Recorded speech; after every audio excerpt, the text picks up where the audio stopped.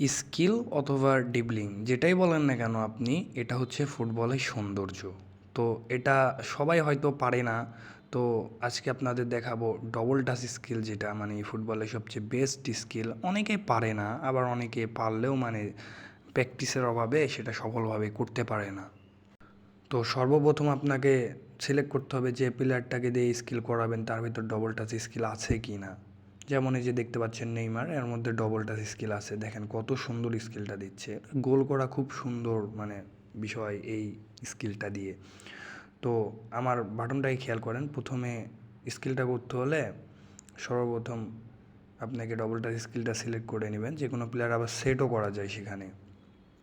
তো খেয়াল করেন, দেখেন আমি দেখাচ্ছি। প্লেয়ারটা যেদিকে রান মেক করতেছে, দেখেন সামনের দিকে প্লেয়ারটা সামনে দাঁড়ায় আছে।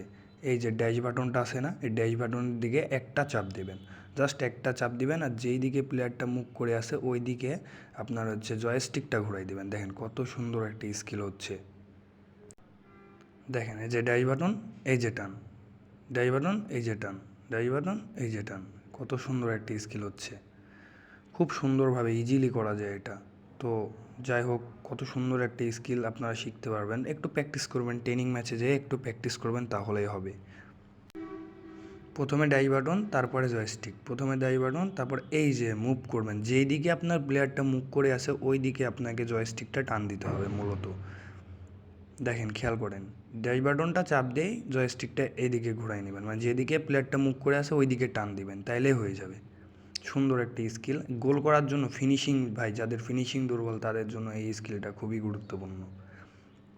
আরও অনেক স্কিল আছে, আমি আস্তে আস্তে ধাপে ধাপে আমার চ্যানেলে ভিডিওগুলো আপলোড দেব।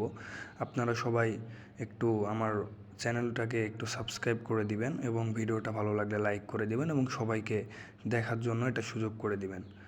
আর সবাইকে ধন্যবাদ।